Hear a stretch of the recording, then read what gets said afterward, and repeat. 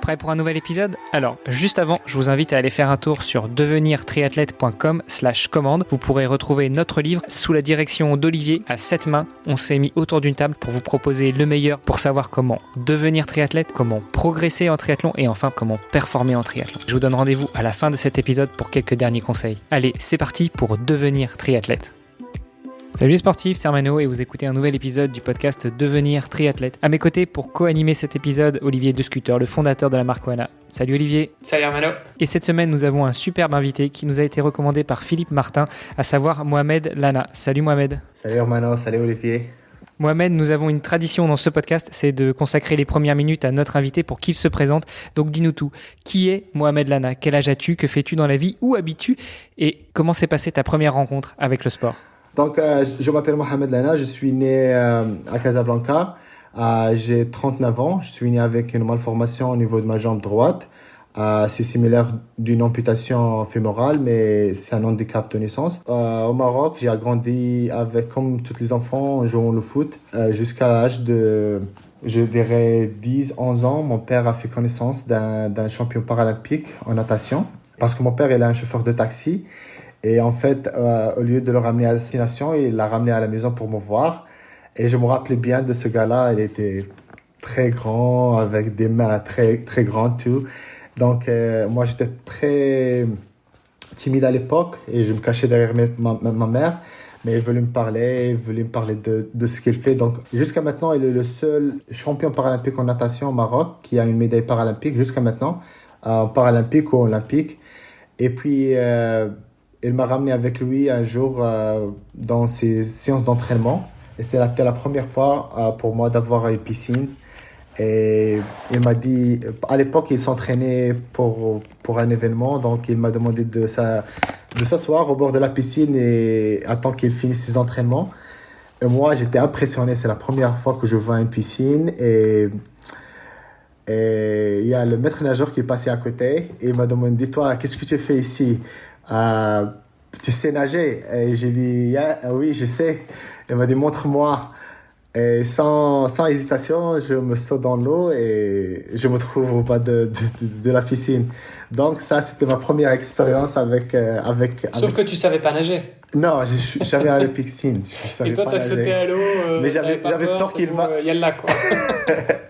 J'avais peur qu'il va foutre dehors, donc c'est pour ça que j'ai dit oui, je sais. Ça, c'était ma première expérience. Après ça, j'avais envie d'apprendre à nager. On avait une seule piscine à Casablanca à l'époque, donc c'était difficile d'avoir des heures d'entraînement. C'était un peu cher pour mes parents aussi, donc après une galère pour aller à la piscine, c'était une fois par semaine pendant des années.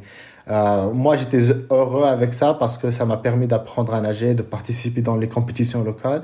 Mais c'était pas assez pour progresser, pour apprendre à nager, pour faire des compétitions au haut niveau. Donc, on a laissé tomber. Mes parents m'ont demandé de se concentrer à mes études. Donc, après mon baccalauréat, j'ai fait un équivalent d'un BTS en France, en art graphique. Et après, j'ai commencé à travailler dans une agence de communication au Maroc. Et la vie, c'était comme ça, juste travail, maison, rien de spécial. Et encore mon père qui a entendu de ce centre, le service des anciens combattants de France à Casablanca. Quelqu'un qui a parlé de ce centre. Un jour, il m'a ramené là-bas et ils ont un service d'appareillage. Et puis, par chance, par hasard, il y avait un stage d'apprentissage pour les prothésistes marocains par un prothésiste français. Il s'appelle Jean-Luc Clemenceau, qui habite dans l'Alsace. Et puis, lui, il a animé ce stage. Il m'a dit qu'il va faire un raid de VTT entre des amputés marocains et français. Est-ce que tu as envie de participer? Encore une fois, j'ai jamais fait de vélo avant. J'ai pas de vélo. J'ai dit, OK, pourquoi pas? J'ai dit, oui, bien sûr. Donc, après une année, on se retrouve en la ligne de départ pour cette aventure. J'avais le vélo, je me rappelle, un mois avant le départ. Donc, pour la première fois, essayer d'apprendre. J'avais pas de casque, pas de chaussures, rien. C'est juste l'aventure. Et ça, c'est la première fois que j'ai appris à faire du vélo et j'ai adoré parce que tu sens le vent, tu commences à bouger un peu rapidement. J'ai commencé à faire un peu d'aventure À l'époque, il y avait un nouveau prothésiste qui venait au Maroc, qui s'appelle Patrice Askagortar, qui est de Toulouse, et qu'on est devenus très amis jusqu'à maintenant. Et lui, il m'a ramené dans la forêt à côté pour apprendre, et c'était une belle expérience pour moi. Ce raid-là, c'était 500 km de moyen classe, et pour moi, c'était une expérience qui m'a ouvert mes yeux. D'abord, voir des amputés de France, différentes amputations, tout le monde en short, tout le monde est bien équipé. De voir dans le côté marocain, on est tous en pantalon, on cachait notre handicap. Et pour moi, j'ai observé tout ça donc pour voir la différence. Et ça a commencé à changer. Ça, c'est mon handicap. Je vais vivre avec ça. Je vais pas le cacher moi aussi. C'est ça. On a fait 500 km. C'était une expérience. C'est la première fois que j'ai visité l'Atlas, le Moyen Atlas. C'est la première fois que je visite mon pays. Et il y avait un sens de liberté que j'ai jamais senti avant. Après, on était invité à un autre raid dans les Vosges l'année suivante. Et aussi, c'était un truc de fou. J'ai adoré. Et c'est là où un jour où je parlais avec Jean-Luc Clémenceau, le prothésiste. Et il y a aussi une organisation en France. Et on parlait d'autres athlètes, d'autres participants. Il m'a dit, ce monsieur-là, il fait le triathlon. Et j'ai dit, c'est quoi le triathlon? Et il m'a expliqué, c'est natation, vélo. Et je parierais que tu n'as jamais fait, il t'a proposé, tu as dit, allez, c'est bon, j'y vais. Non, non, non, presque. À l'époque, mon français n'était pas aussi terrible. J'ai lui demandé de m'écrire le mot triathlon en bout de papier, parce que pour moi, c'était un peu compliqué, le triathlon, il y a RH et tout ça, donc pour ne pas rater, donc j'ai pris le mot, et quand je suis rentré chez moi, je suis allé chercher sur Internet et j'ai commencé à apprendre c'est quoi le triathlon, les distances, Ironman et tout ça. C'est beaucoup d'informations. Mais à l'époque, je faisais natation, j'avais un vélo. Mais à l'époque, mon prothésiste et mon docteur m'ont dit que je ne peux pas courir. On a essayé de trouver une chaise roulante. Et c'était très cher, presque $3,000 pour acheter une chaise roulante de course. Donc, on a essayé de trouver en France, on n'a pas trouvé. C'était impossible de trouver. Donc, c'est une longue histoire parce qu'on a fini avec mon ami Patrice. On a fini pour fabriquer une. On a travaillé pendant 1 mois, la nuit, pour fabriquer une. Et puis, longue histoire, j'ai pu commencer avec le wheelchair. Après, j'ai commencé à courir. Puis, j'ai quitté mon travail. Je suis allé en France pour vivre là-bas et s'entraîner. Puis, je suis allé aux États-Unis en 2009. Et puis, depuis là, la carrière, c'est devenu... J'ai envie de faire toutes les distances. Sprint, Half Ironman, Xterra, Extreme Triathlon. Toutes les distances, tous les types de triathlon. Et puis, de se concentrer pour les Jeux de Rio en 2016. Et puis, voilà, on est là. Waouh! En quelques minutes, tu nous as fait toute la présentation de Mohamed Lana. Il va falloir qu'on revienne beaucoup sur des étapes en arrière. Déjà, tu nous as expliqué que tu jouais au foot avec des camarades malgré ton handicap. Donc, on le rappelle, hein, tu nous l'as dit, c'est un handicap naturel. T'as pas été amputé, t'as pas eu un accident, t'es né comme ça. Comment est-ce qu'on fait pour jouer au foot quand il nous manque une jambe, la hanche et autres? T'avais un pied par terre qui tapait dans le ballon et puis tu te déplaçais avec des béquilles? Quand j'étais petit, la différence entre mon pied et la jambe, elle était un peu courte. Donc, mon père, il me ramenait dans le cordonnier. Donc, il me met de la mousse pour faire l'équivalent. Donc, quand j'étais petit, la différence, c'était comme ça. Et à chaque fois, j'étais en plein agrandissement. À chaque fois, il ajoutait une autre... et c'est différentes couleurs, bleu, vert. Mais à certains moments, je jouais avec ça. C'était comme une chaussure, mais avec un épaisseur. Mais après quelques années, c'est devenu dangereux, il se cassait tout le temps. J'ai changé au béquille. Donc, à l'époque, il m'a ramené chez le menuisier. Donc, il m'a fait des béquilles en bois.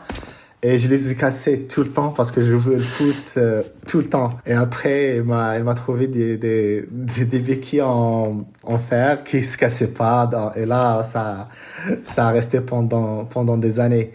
Et on jouait avec les autres enfants. Dans mon quartier, j'étais le seul avec les béquilles. Donc, les autres, ils avaient peur de moi parce qu'ils avaient peur que je vais les faire mal avec les béquilles. Mais quand j'étais dans un dans une école avec des personnes avec d'autres handicaps, différents handicaps. On jouait tous le foot. C'était magnifique, quoi. Tu voyais les béquilles dans l'air tout le temps. Des bons souvenirs. Donc, du coup, tu as fréquenté une école spécialisée pour les enfants handicapés ? Ouais, en primaire. Est-ce que, justement, avoir été confronté à jouer au foot avec des valides, puis après avoir plutôt pratiqué du sport avec d'autres personnes handicapées, ça t'a appris beaucoup de choses ? Tu étais peut-être encore jeune, mais est-ce que ça te fait mûrir plus vite sur certains sujets, et notamment l'acceptation de ton handicap ? Oui, je me rappelle bien...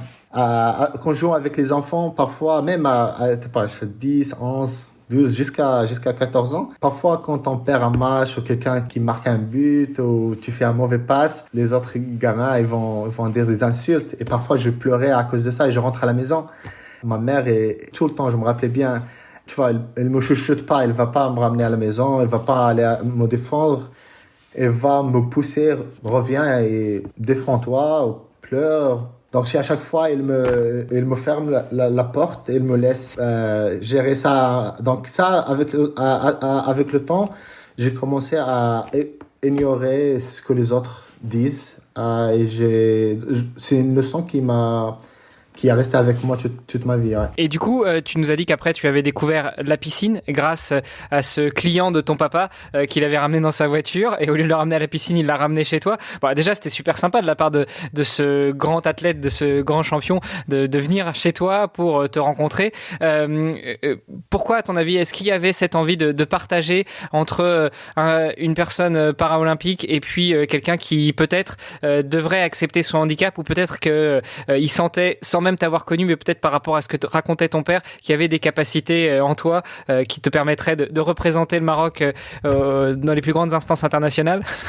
Ouais, c'était dans des moments qui n'y a pas d'explication, c'est juste le destin. Il n'y avait aucune raison. Mon père lui a dit que j'ai un enfant qui a 10 ans, qui est né avec cet handicap, et lui, je sais pas, c'était un moment magique qui a changé ma vie, quoi. Le fait qu'il est venu chez nous, qu'il m'a ramené avec lui dans une séance, c'était un des moments que je sais pas qu'est-ce qui l'a poussé à faire ça, mais ça a changé la vie d'un athlète, ça a changé la vie d'une famille, quoi.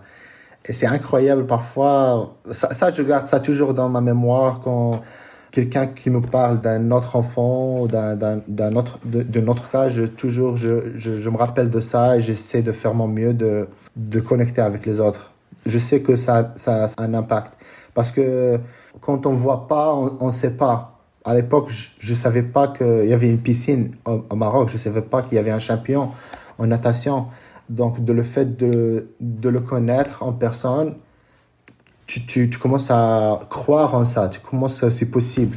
C'est très fort et c'est très important quand on voit pas, quand on touche pas les choses en main, on croit pas, on n'y croit pas. Et à quel moment tu t'es dit j'ai envie de faire la compétition et j'ai envie de gagner des courses? Donc après l'incident qui s'est passé avec moi dans la piscine, j'ai dit j'ai envie d'apprendre à nager.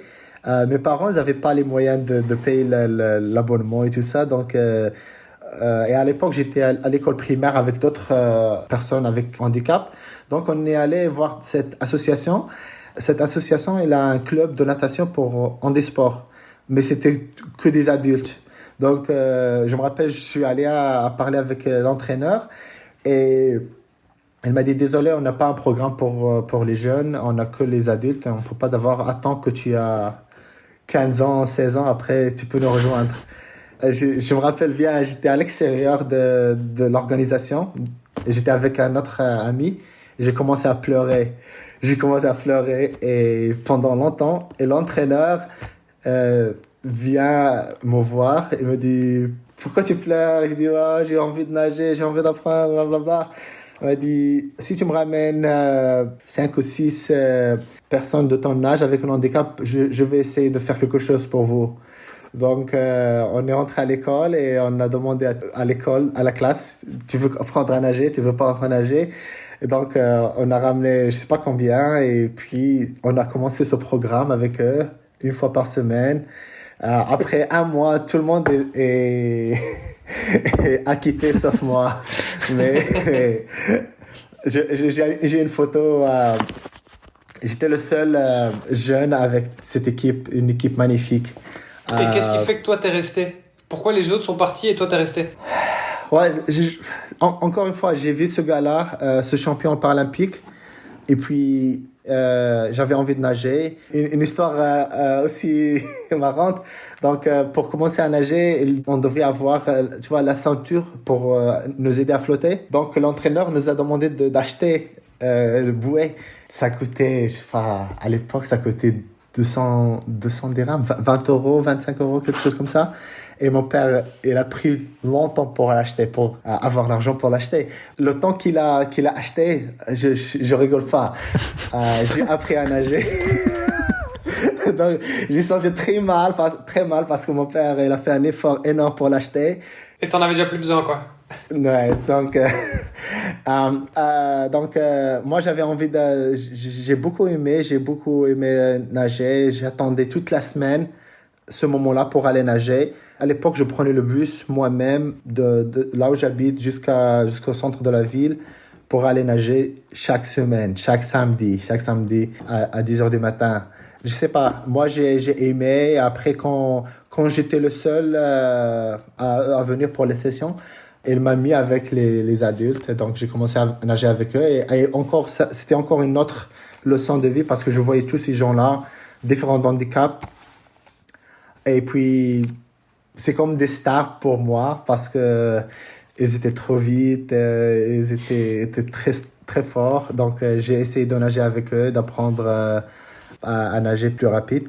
Encore une fois, une fois par semaine, c'était pas assez, mais c'est tout ce qu'on avait à l'époque. Voilà. Tu avais déjà une prothèse ou tu as appris à nager sans prothèse? Ouais, on nage sans prothèse. Mais à l'époque, j'avais une prothèse qui était artisanale. Ça veut dire que le pied, c'est fait du bois et aluminium et de cuir. Il n'avait pas de genoux, il n'avait rien. Donc, ça m'a permis de marcher. C'est très lourd et c'est tout le temps le pied parce que c'est fait du bois. Donc, c'était pas fait pour faire autre chose. À l'âge de 24 ans, on a fait ce stage au service des anciens combattants. C'est là où j'ai eu ma première prothèse avec articulation. Donc, pendant quelques années, tu as vécu sans ta prothèse, enfin sans une vraie prothèse.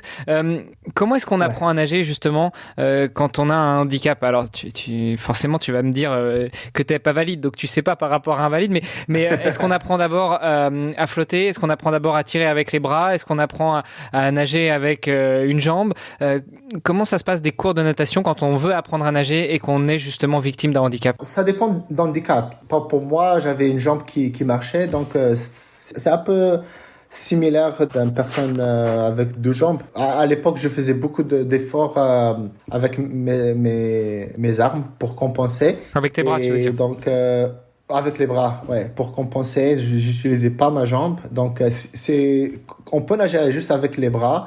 Ouais, en soi, c'est ce que la plupart des triathlètes font. Enfin, finalement.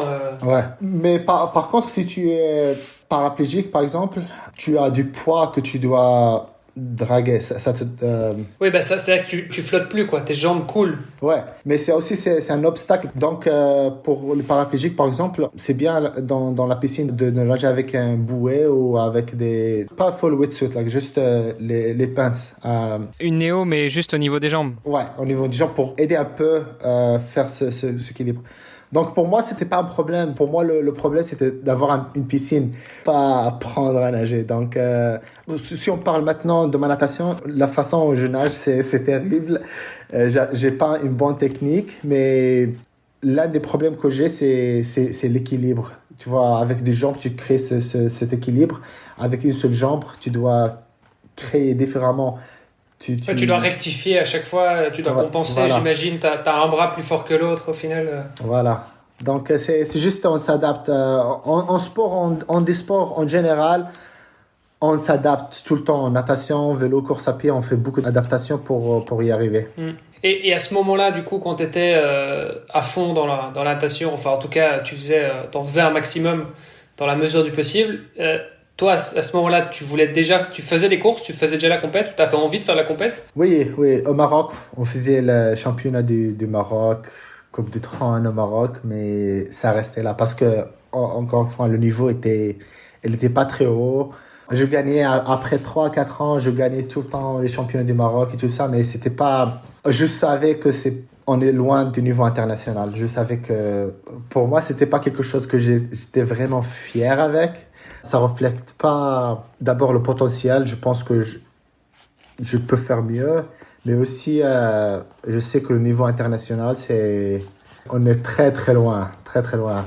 Je sais pas, à l'époque, je faisais 50 mètres, 1,19 et ma catégorie dans les Jeux paralympiques en natation, je sais pas, ils font 50, 54, 55. C'est énorme la différence. Il n'y a pas moyen d'aller faire de la compétition internationale. Ouais.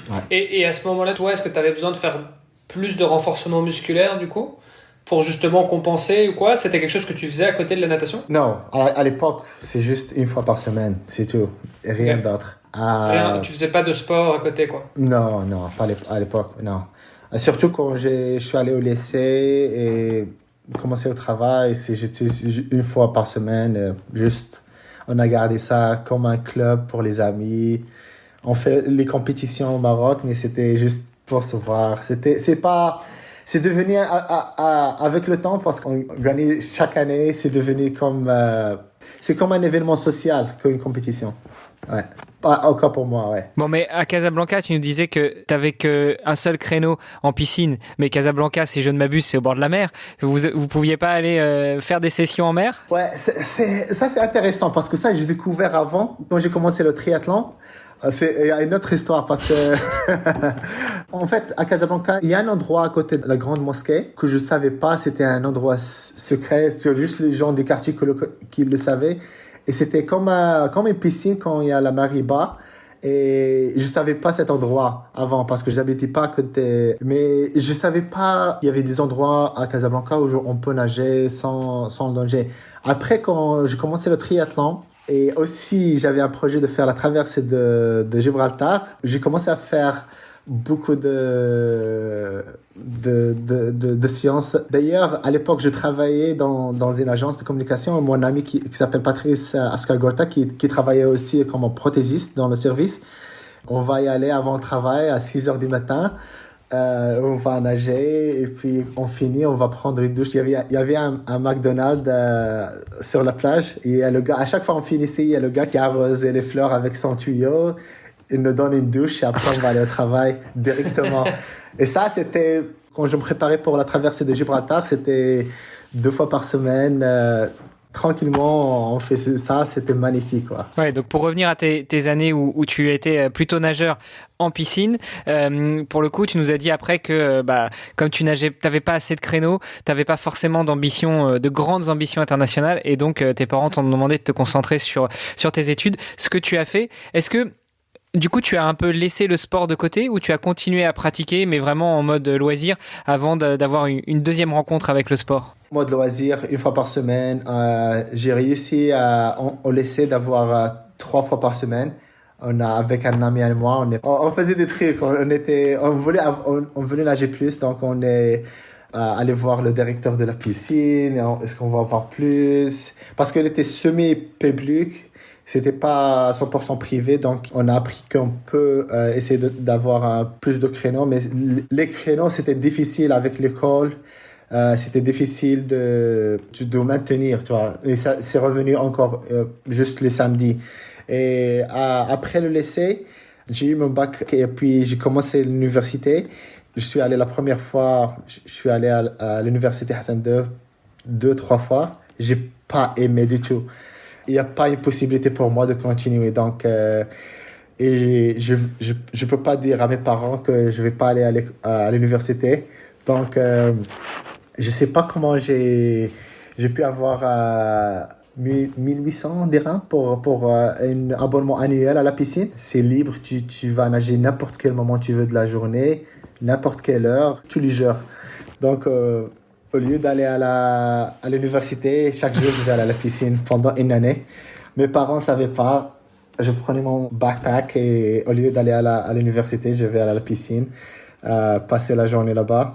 Donc, Attends, et tu nageais toute la journée du coup? en 2000-2001, ouais. Donc cette année, au lieu d'aller à l'université, je nageais chaque jour.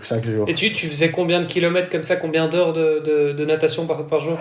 Donc c'était presque entre 3-4 kilomètres de natation chaque jour. Ouais. Mais encore, j'ai fait... Encore, c'est une faute de moyens, faute d'encadrement. J'avais pas d'entraîneur. Je nageais tout seul. Je faisais juste des kilomètres. J'ai progressé. J'ai fait un peu de progrès avant la fin de l'année. Mais c'était pas quelque chose que... Moi, je pensais à l'époque que j'ai accès à la piscine. J'ai tout ce temps-là. D'ici la fin de l'année, je vais devenir un champion paralympique. Mais c'était pas le cas. Bon, est-ce que tes parents le savent que tu n'as pas été à l'université? Parce que sinon, il ne faut pas qu'ils écoutent le podcast. Ouais. Ah non, maintenant ils le savent. Mais à l'époque, ils ne le savaient pas. Cette année, c'était une année magique pour moi. Je faisais exactement ce que j'ai envie de faire. Mais je ne sais pas si j'ai pris 10 secondes ou 5 secondes. Je ne sais pas combien j'ai gagné en 50 ou 100 mètres nage libre. Mais... c'était pas vraiment énorme le gain. Donc après cette année, j'ai dit à mes parents ce qui s'est passé. Et puis après, en fait, j'ai fait une application à l'école d'art graphique. Et quand j'ai eu l'acceptance que je suis accepté, j'ai dit à mes parents que je vais aller faire ça au lieu d'aller à l'université. Et ça, c'était une bonne décision pour moi parce que le BTS, c'était plus pratique pour moi. C'était un BTS en art graphique. Et puis, j'avais la chance de travailler avec l'association pour personnes handicapées que je représente. J'avais la chance de faire du travail en infographie. Donc, pour moi, je vais à l'école et je fais des heures de bénévolat à l'association. Il y avait un événement comme une conférence nationale. Pendant l'école, j'ai fait l'affiche, toute la documentation. J'ai fait la création de ça et grâce à ce projet-là que j'ai fait, j'ai trouvé un travail à travers quelqu'un qui a vu ce que j'ai fait. Il m'a trouvé un travail directement dans une agence de communication et c'était parfait pour moi. Juste après l'école, de commencer le travail, c'était bien. Et pendant que je travaillais à Saga, à cette agence de communication, mon père a fait reconnaissance de service des anciens combattants. Et c'est là que tu as commencé le vélo, quoi. Enfin, plus, pas juste le vélo, le VTT, c'est quand même encore plus technique, quoi. Ouais. J'ai eu ma première prothèse, une vraie prothèse, et ça a ouvert la porte pour faire du vélo. Mon prothésiste est mon ami Patrice Ascalgorta, qui est toujours au Maroc. On est devenus de très bons amis. Presque chaque vendredi, on va, comment dirais-je, pack the car. On va mettre le VTT, le camping, les tentes, tout ça. On va aller vendredi soir à côté de Marrakech et on va avoir un week-end de VTT, de camping. Et on a fait ça, je sais pas, pendant des années, quoi. C'était magnifique, quoi. Attends, et quand t'annonces à tes parents, ça, en fait, ça fait 1 an que je vais pas à l'université, mais que je vais à la piscine tous les jours, ils te disent quoi? Ça se passe comment? Ouais, mes parents étaient très stricts avec l'école, mais j'avais fait un post récemment. Ma mère, elle savait pas lire ou écrire, donc ma mère, elle est jamais allée à l'école. Elle apprend à lire, à écrire. Elle vient de commencer cette année. Elle est 64. Et elle vient d'apprendre à lire, à écrire. Donc à l'époque, je savais pas lire ou écrire, donc c'était facile pour moi de rater l'école pour aller nager. Ouais, mais il y a un moment où tu l'as annoncé, à la fin. Ouais, j'avais une bonne tactique. Quand j'ai annoncé que je suis pas allé à l'école, j'ai dit que j'étais accepté dans ce centre d'art graphique. Donc pour eux, le fait que j'avais quelque chose déjà en plan, ça a réduit le choc. Ok, t'avais déjà ton plan B. De leur réaction. La pilule était plus facile à avaler. C'est ce qu'on appelle la technique du sandwich en négociation. C'est tu donnes une bonne nouvelle, tu donnes une mauvaise nouvelle, puis tu redonnes une bonne nouvelle. Comme ça, voilà. Ça passe. Ok, et donc du coup, bon, alors tu apprends à rouler à vélo. J'imagine que tu as dû te faire quelques belles gamelles au début à VTT. Et donc tu prends goût, tu fais ça tous les week-ends pendant quelques années. puis tu fais des compètes en France aussi. À quel moment est-ce que tu passes triathlète T'as quel âge à ce moment-là? Ouais, je sais pas, j'ai commencé le vélo à 24 ans. J'ai pas vraiment fait du course. C'était la seule course que j'ai fait, c'était une course de VTT au Maroc. Ça s'appelle à l'époque Marrakech Trophy. C'était 3 jours, 4 étapes. C'était magnifique. Mais à part ça, j'ai jamais fait de course. On faisait des événements, des raids. Oui, des raids. Donc 2005, on a fait le raid au Maroc. On fait le raid en France. En 2007, j'avais envie de faire Casablanca jusqu'à aller en France en vélo. Il faut que tu m'expliques comment tu pédales sur la mer quand même. Non, ça c'est un prato. Le projet c'était de faire Casablanca et rouler à Tanger, prendre le bateau et après Tanger faire l'Espagne, France jusqu'à Nancy. Et moi j'ai préparé tout. Un ami à moi qui m'a presque fait toutes les étapes en Espagne et en France. Malheureusement, j'ai pas eu de visa pour aller en Europe, même si je suis allé avant, j'ai déjà voyagé. L'Espagne ne voulait pas me donner le visa, la France ne voulait pas me donner le visa parce que c'était un voyage en vélo, il n'y avait pas, tu vois, il y avait pas une destination, il n'y avait pas des hôtels, il y avait pas, c'est juste pour moi, le vélo, le camping à l'époque, donc ils ne voulaient pas me donner ça. Donc pour moi, c'était un moment triste parce que à l'époque, c'est comme j'ai commencé à avoir cette routine. Chaque été, j'ai un projet. Tu vois, le premier raid au Maroc, le deuxième raid en France. Et là, c'est un projet qui est un peu plus grand. Mais malheureusement, ça n'a pas marché. Donc, j'ai pas le visa. J'ai déjà pris, je sais pas, 1 mois et demi de vacances de mon travail. Donc, au lieu de juste revenir au travail, j'ai pris mon petit frère, et je lui ai acheté un vélo et on est allé au sud. On a fait un voyage, aller au sud du Maroc. Donc c'était pas la même chose, mais juste on a fait quelque chose de différent et ça m'a permis de passer du temps avec mon frère. Voilà. Hyper cool. Et le triathlon, alors ça démarre quand? Donc 2006, c'est là où j'ai appris le mot triathlon. Et puis je rentrais avec mon prothésiste, on essayait de trouver une solution pour la course à pied. À l'époque, la possibilité de courir avec une prothèse, c'était pas présente. Donc on a travaillé sur l'option d'avoir un fauteuil roulant de course. Tu disais que c'était pas possible parce que c'est quoi à l'époque, technologiquement ça existait pas, ou bien juste c'était hors budget, ou c'était quoi le frein? Non. C'était pas possible parce que mon docteur dit que c'est dangereux pour toi. Ah oui, d'accord, ok, donc c'était vraiment pour toi. Okay. C'était parce que c'est pas hip joint. I don't have a hip joint. Comment ça s'appelle en français? C'est quoi ça? ouais, j'ai pas ça. Donc, le docteur a dit que c'est dangereux pour toi à l'époque. Et ils n'avaient pas le savoir-faire pour pouvoir courir. Donc, on a pris ce qu'ils ont dit. Donc, on a suivi l'option d'un fauteuil roulant et ça nous a pris 1 an et demi, 2 années de recherche sans résultat. Et après, mon ami Patrice m'a dit pourquoi pas on le fabrique nous-mêmes. Pour moi, un fauteuil roulant, c'est sophistiqué, c'est rapide, c'est aérodynamique et tout ça. Donc, j'ai dit, comment on va faire ça, quoi? Mais parce qu'il voulait m'aider, c'est un ami à moi, il a dit pourquoi pas, on peut essayer. Donc, chaque jour, on va se trouver dans son atelier. Après 6h, 18h, on va travailler sur ce projet. On a trouvé un modèle, on a acheté des matériaux comme ça, en fer, des roues et tout ça. Et après un mois de travail, moi j'ai appris la soudure dans ce process. On a fabriqué un fauteuil roulant en acier. C'était très lourd. C'est comme si tu fais ouais, c'est comme si tu fais de la musculation avec un fauteuil. Mais ça a marché. C'était presque... Attends, il pesait combien le fauteuil? Ah, je sais pas combien. C'était trop lourd. C'était trop lourd. Je me rappelais, il y avait une petite pente. Là, on a essayé de pratiquer. C'était très difficile de le faire pousser. Ça, c'était une leçon de vie pour moi parce qu'au lieu d'attendre que les choses tombent du ciel, il faut faire quelque chose, il faut faire un pas, même si c'est pas parfait, même si c'est pas ce qu'on voulait, ce qu'on imaginait, c'est bien de faire ce premier pas.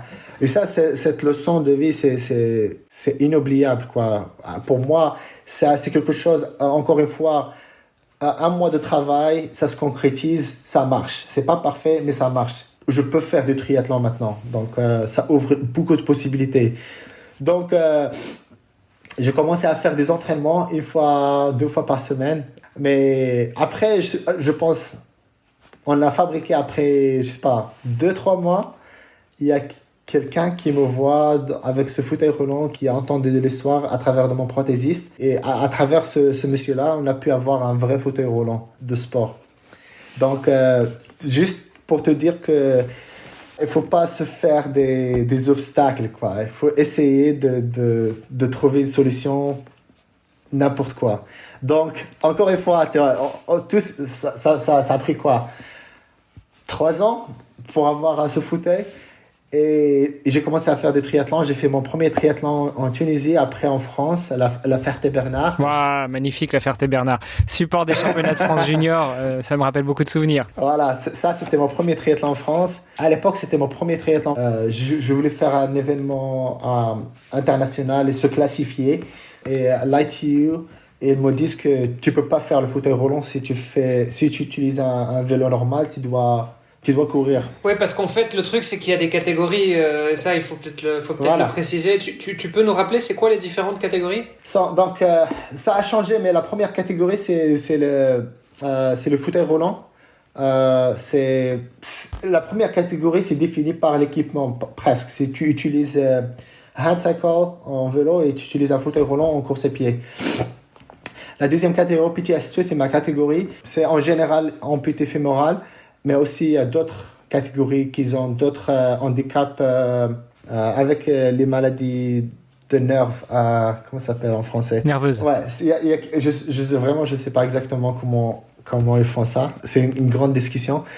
Et la PTS 3, c'est tibial, et PTS 4, c'est aussi tibial, mais il y a une différence s'il y a d'autres handicaps associés avec PTS 3. PTS 5, c'est les amputés de mains ou de bras. Et puis 6, c'est les malvoyants. Donc on a 6 au total. Donc pour moi, je ne savais pas exactement les catégories. Donc, et je dois aller faire Budapest, je pense 2011. Donc j'ai fait la course à pied en béquille. Donc le point que j'ai envie de faire, c'est que ça nous a pris 3 ans de galère avec le fauteuil roulant, mais mon but c'est d'aller faire des courses internationales en triathlon, mais aussi, il faut s'adapter encore une fois. J'ai laissé le fauteuil roulant, je l'ai donné à quelqu'un au Maroc et j'ai commencé à faire les courses en béquille jusqu'à 2009 où je suis allé aux États-Unis pour un stage d'entraînement. Et là je rencontre quelqu'un qui est très connue. C'était la première femme, la femme amputée qui a fait un Ironman. Et je parlais avec elle, j'ai dit voilà, j'ai cette condition qui s'appelle PFFD. Et les docteurs m'ont dit que je ne peux pas courir. Il m'a dit moi aussi j'ai la même condition. Voilà comment tu fais. Il m'a expliqué donc, que je peux courir avec une prothèse. 2012, j'ai eu ma première prothèse en course à pied. J'ai commencé à apprendre à courir pour la première fois. Et cela, c'est marrant parce que toutes ces années, j'étais actif. Je faisais du vélo, je nageais, j'ai fait quelques triathlons. Et quand j'ai commencé à courir, c'est comme si j'ai jamais fait de sport. C'était trop difficile pour moi de courir. Je faisais 50 mètres, 100 mètres. Je dois m'arrêter.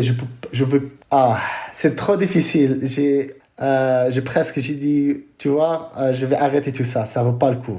Ça vaut pas le coup. Il y avait beaucoup de blessures. C'était difficile d'apprendre à courir. Je sais pas, 25 ans, 26 ans. Mais avec le temps, doucement, ça a pris beaucoup de temps. J'ai commencé à faire 5 km sans arrêter. Mais même si ça m'a pris, je sais pas, 40 minutes de faire 5 km, c'était une journée très difficile d'apprendre à courir à cet âge-là. Mais bon, le but c'était de faire du triathlon au niveau international et c'était apprendre à courir, ça ralentit le procès. Et t'étais coaché à l'époque? À l'époque, non. Tu faisais tout ça tout seul? Freelance. Ouais. À l'époque, ouais. C'est dingue. Parce que tu parlais tout à l'heure de Gibraltar. C'est arrivé quand, ça, ta traversée de Gibraltar? La traversée, c'était quelque chose que j'avais envie de faire il y a longtemps. Et après le stage d'entraînement que j'ai fait aux États-Unis, j'ai fait ça. J'ai beaucoup aimé le stage, j'ai appris beaucoup de choses en triathlon. C'était en Atlanta.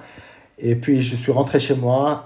Et j'ai dit, avant d'aller plus loin, je dois faire ça. Je dois faire ce projet de Gibraltar. Gibraltar, c'était la chose qui était très difficile, c'est de faire le premier pas officiel. C'est-à-dire, tu t'inscris, tu commences le process officiel, c'est-à-dire de se faire accountable. Parfois, on a des projets dans la tête et on va le faire, mais quand tu dis, OK, je vais le faire, tu le fais public et là, tu peux pas reculer. Donc, quand je suis rentré, j'ai dit à quelques amis, j'ai commencé à contacter l'organisation en Espagne pour faciliter tu vois, parce que c'est un procès qui est un peu compliqué. Tu dois avoir une autorisation du Maroc, de l'Espagne, de la gendarmerie et tout ça. Et pour moi, de commencer ce process, c'est comme si tu peux pas revenir en arrière. C'est juste qu'il faut que je fasse. Ça, c'était le plus difficile pour moi. Après, c'était juste un entraînement normal, beaucoup de open water swim, beaucoup d'endurance. D'ailleurs, je me rappelais, on est allé à l'Espagne avec ma femme à l'époque. La traversée, c'était planifié la veille où l'Espagne a gagné la Coupe du Monde en 2010. Et on était à Tarifa. Et moi, j'ai essayé de dormir. On va se lever à 4 heures du matin. On va commencer la natation. Et c'était la fête, quoi. On n'arrivait pas j'arrivais pas à dormir. Oui, je comprends. J'étais en Espagne aussi à ce moment-là. Je m'en souviens bien. C'était assez bruyant, effectivement. Parce que la traversée de Gibraltar, c'est de l'Espagne vers le Maroc. C'est pas du Maroc vers l'Espagne. Ouais. C'est de l'Espagne vers le Maroc. En fait, si je me trompe pas, c'est parce que c'est une ONG qui est basée en Espagne qui fait ça, qui s'occupe de donner les permis et tout ça. Enfin voilà, c'est eux qui gèrent les traversées, quoi. Ouais, et tu peux le faire du Maroc à l'Espagne à travers eux. Tu vas à l'Espagne et ils vont te ramener au Maroc et après tu peux faire. Le gars qui a organisé ça, il a recommandé de le faire Espagne-Maroc parce qu'à l'époque, les courants et tout ça, c'est plus facile. C'est gérable, quoi. Tu as plus de chances de finir que de faire de l'autre côté. Il y a des gens qui font de l'autre côté, il y a des gens qui font aller-retour. Il y a de tout dans ce monde-là. Il y a des nageurs qui sont très, très, très rapides. Combien de temps de préparation pour Gibraltar? C'était la saison. C'était, je sais pas, 8 mois, 10 mois de natation. Et de la veille, on n'arrivait pas à dormir. Et j'ai dit à ma femme, ça se fait une fois dans tous les 4 ans. Donc, on a sorti avec les gens, on a célébré avec l'Espagne à l'époque. On n'a pas dormi, on est allé directement à la nage. C'était très spécial parce que... Bon, et pour rappel, la traversée, c'est quoi? C'est 14 km? Avec les courants, tu mets peut-être un peu plus? 14-9 pour moi, ouais. Ouais, comme il y a des courants, on va jamais tout à fait en ligne droite. Ouais, non, tu fais jamais en ligne droite. En fait, les gens, ils ont beaucoup d'expérience. Si tu es un nageur très fort, tu arrives la courbe et c'est moins parce que tu vas plus rapide, parce qu'il y a une fenêtre. Si tu as un nageur qui est un peu slow, tu vas souffrir des courants qui vont arriver et vont te pousser à l'intérieur et après tu vas revenir. C'est une S. Ouais. Si tu as un nageur qui est fort, le S, ça va être moins visible.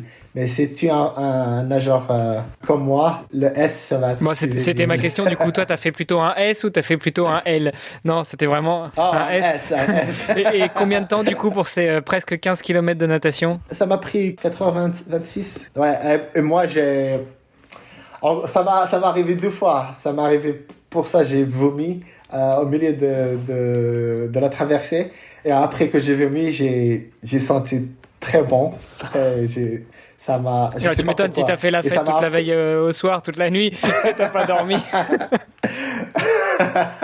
Mais je sais pas si c'est à cause de ça, mais ça m'est arrivé encore une fois dans un triathlon, à la sortie de natation, il y avait le tapis bleu jusqu'à la transition et je vomis encore 2 fois dans le tapis et je me sentis bien après et j'ai fini le triathlon serait impeccable. Donc, c'est 2 Alors, fois. je voudrais juste préciser quand même pour ceux qui n'ont pas forcément en tête, quand tu nous dis que tu as mis 4h30 pour faire 15 km de natation, en moyenne, le gros du paquet sur Ironman, c'est 3,8 km et on est entre 1h et 1h10. Donc, en gros, pour faire 15 km, c'est 4 fois et demi l'Ironman et tu fais à peine 4 fois le temps sur Ironman. Donc, c'est-à-dire que pour quelqu'un qui a appris à nager assez tard, tu as quand même vachement bien progressé. Mais ça, c'est relatif. Ouais, pour moi, j'étais très content de finir, c'est très content. En même temps que j'ai commencé, une autre fille qui a commencé. On a commencé en même temps. Tu vois deux nageurs qui commencent, 2 bateaux. Et tu vois qu'elle est là. Peut-être que j'étais à mi-chemin, elle a déjà fini. Et je voyais le bateau qui revenait. Waouh! Mais ça doit mettre un petit coup sur la tête quand même. Ouais, mais j'étais très, très heureux. Très heureux. Bon alors, et une fois que tu fais cette traversée de Gibraltar, c'est là que tu t'es dit, bon allez, c'est bon, même si j'ai découvert le triathlon, je voulais faire cette traversée, je l'ai faite, maintenant, à 200% dans le triathlon? Presque. Le but, c'était le triathlon, mais j'ai toujours ces projets à côté que j'ai essayé de, tu vois, des courses de VTT, aussi des etc. J'ai fait quelques etc. Ça reste toujours dans le triathlon, mais aussi quand j'ai appris à courir en 2011 au Maroc, il y a cette course qui s'appelle le Marathon des Sables. Pour moi, c'est une course que chaque année on regardait la télé au Maroc, mais ça m'a jamais arrivé dans ma tête de le faire, mais c'est dans ma tête. Et quand j'ai commencé à faire de la course à pied et j'ai ma prothèse, cette idée de faire le Marathon des Sables commence à grandir. Et ça a commencé, le projet, ça a commencé en 2012. J'ai dit, je vais faire le Marathon des Sables. Et cette course, bon, déjà, de courir avec une lame dans le sable, c'est très difficile parce que j'ai essayé de faire des courses sur la plage, c'était très difficile, c'était très misérable. Mais le faire avec du poids, c'était encore pire. Donc, ma femme, c'est une mechanical engineer, ingénieure en mécanique. Elle m'a aidé de créer cette pièce en plastique qui aide à flotter un peu sur le sable pour la lame, au lieu de, tu vois, s'enfoncer dans. Donc, on a fait cette pièce qui est facile à enlever. Quand il y a le sand, on le met. Quand il n'y a pas, on enlève. Donc, on a fabriqué cette pièce. Et puis, j'ai dit, bon, je suis prêt. J'ai fait quelques séances avec le sac à dos et tout ça. J'ai fait des séances. J'ai jamais fait de marathon. Je suis prêt. Et, donc, je suis allé. Le premier jour, il n'y a pas de... Il y a rien de risqué le premier jour. Le premier jour, je vais finir sans doute. Je suis prêt. C'est quoi un marathon, même si ça m'apprend la journée. Donc, 4 km dans la course, je tourne derrière moi et je suis presque le dernier. Et encore une fois, je commence à pleurer comme un bébé. Qu'est-ce que je fais ici? J'ai beaucoup sous-estimé cette course. On n'est même pas premier checkpoint, on n'est même pas le premier CP. Donc, heureusement, j'ai ramené les béquilles avec moi, juste au cas où ma prothèse, il y a un problème avec ma prothèse. Je sors les béquilles, j'ai dit, je vais essayer d'aller au premier checkpoint. Au moins, avoir quelque chose. Donc, avec les béquilles, j'arrivais pas à aller trop vite, mais j'étais un peu plus vite que ce que je faisais avec la lame. Pour courir avec la lame, parce que j'ai pas de genoux sur la lame, je dois lever ma hanche très haut c'est pas une surface goudronnée, c'est plat. Il y a c'est pas lisse en fait, et c'est pas homogène. Des fois ça descend, des fois ça remonte, et puis t'as les petites buttes de sable sur lesquelles, au-dessus desquelles il faut que tu passes avec la lame. Voilà. Donc pour ne pas tomber, il faut que je lève ma jambe droite très haut, et ça demande beaucoup d'efforts. Un pas après un autre, c'était épuisant. Donc avec les béquilles, j'ai utilisé les béquilles, c'était pas très rapide, mais c'était plus rapide que... Et moins fatigant aussi, certainement. Moins fatigant, mais des ampoules, ça commençait très rapidement. Donc, parce que j'avais pas de gants, c'était juste au cas où. Donc, je suis arrivé au premier checkpoint. J'ai même passé une personne. Je prends l'eau, je recharge. Il y a l'organisateur qui vient me parler. Tu dis, voilà, tu as essayé, c'était très courageux, blablabla. Bla, bla, bla. Je dis, moi, j'ai pas envie d'écouter ça. Je suis ici pour cette course. Je vais aller jusqu'au bout. Donc, j'ai fini le premier checkpoint. Il y a 3 gars derrière moi. Je vais aller au premier checkpoint. Et c'est comme ça, j'ai dit, moi, je vais oublier la course et je vais oublier qu'il y a 5 jours de ça. Je vais juste penser à ce petit bout de 10 km entre chaque checkpoint. Je suis arrivé au coucher de soleil, j'ai fini, j'étais toujours dans la course. Mes mains, elles étaient, je sais pas comment dire, les ampoules, il y a, tu vois, le liquide qui sortait de mes mains. Mais j'ai fini le premier jour. Je suis allé à la tente médicale.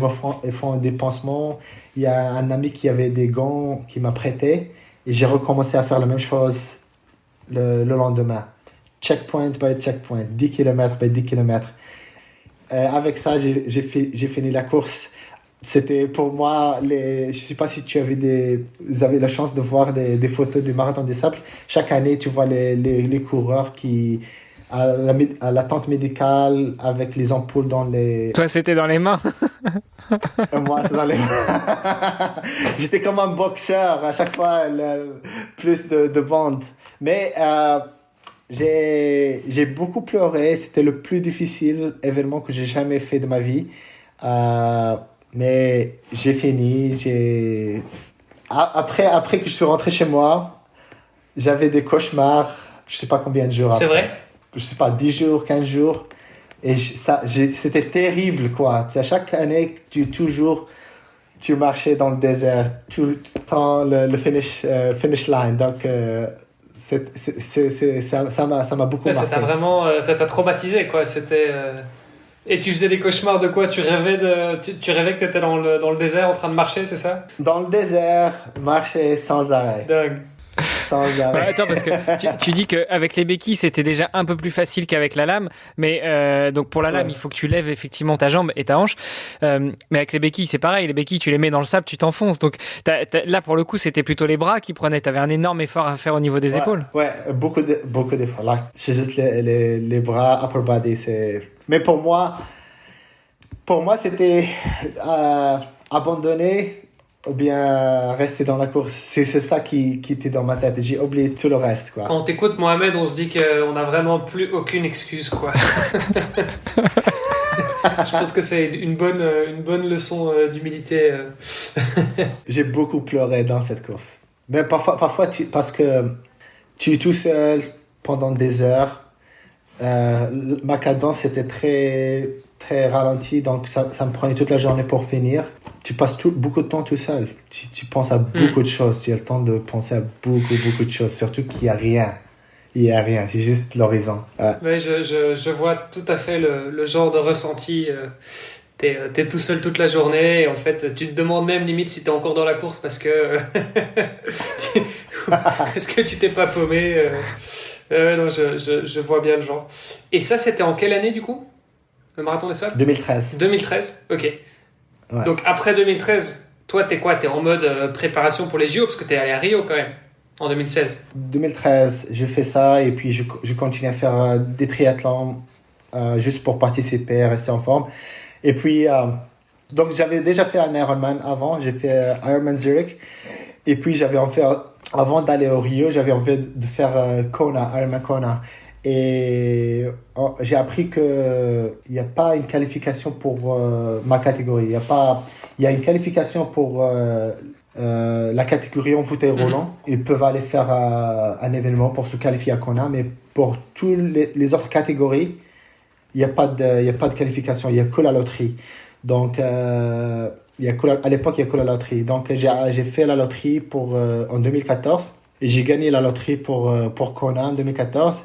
J'ai fait Boise, Half Ironman Boise, c'est à Idaho, aux États-Unis. Et puis, je m'entraînais encore. J'avais pas vraiment un entraîneur. Je juste suivi des plans d'entraînement sur Internet. Ici, je travaillais un petit peu à l'époque. J'étais à l'école aussi à l'époque. J'ai pris des cours à l'université en 2014. C'était un mode entraînement pour Kona, école, études, etc. Et c'était une année un peu bizarre pour moi. Donc, j'ai fait Kona en 2014, c'était super. Un des événements que j'ai vraiment envie de refaire encore. Et ramener toute la famille avec moi. Mais après 2014, après Kona, c'était que pour Rio. C'était à 100%. Alors attends, parce que d'habitude, les triathlètes, alors déjà, ma génération, c'était plutôt d'anciens nageurs, d'anciens cyclistes, d'anciens coureurs qui devenaient triathlètes. Maintenant, et on a souvent l'occasion d'en parler, les jeunes triathlètes, c'est souvent des triathlètes, c'est pas d'anciens nageurs ou d'anciens coureurs, ils commencent par le triathlon. Et puis surtout, ils ont souvent une carrière dans le court. Surtout les triathlètes francophones, ils ont souvent eu la chance de concourir dans le Grand Prix en France. Puis une fois qu'ils ont fini avec le court, ils passent sur le half. Et puis après, ils finissent sur Ironman. Toi, t'as fait un peu de tout. Ironman, Kona, et t'es revenu en distance olympique pour aller au JO. Il faut que tu nous expliques là. Ça fait bizarre. La façon où j'ai justifié ça à l'époque, c'est que pour moi, c'est comme un entraînement de base de faire beaucoup d'endurance à l'époque. Et surtout faire longue distance de triathlon. Maintenant, si tu me demandes de faire un Ironman avant d'aller faire le championnat du monde dans le sprint, non, je peux pas faire ça. Peut-être half, mais pas le full. Donc, pour moi, à l'époque, c'était une combinaison de deux éléments. Le premier, c'est je suis toujours nouveau au triathlon, je suis curieux, je tends Ironman Kona, c'est le top du top. Mais aussi, pour moi, j'ai envie de faire plus. Faire beaucoup de natation, beaucoup de vélo, beaucoup de course à pied pour construire la base, la fondation pour moi. C'est pour ça que à l'époque, j'avais pas de coach, c'est juste moi. J'ai justifié la préparation en Ironman. Et je pense que ça m'a beaucoup aidé après, en 2014, de réduire les longues heures d'entraînement et commencer à construire le sprint. Je pense que c'était plus facile pour moi que juste aller directement se concentrer sur le sprint. Mais aussi, il y a l'élément de... Je fais le sport parce que j'aime beaucoup faire ça. Donc, avoir le plaisir de faire ce qu'on veut, ce que j'aime, je pense que ça te donne un boost, ça te donne beaucoup d'énergie pour les autres projets.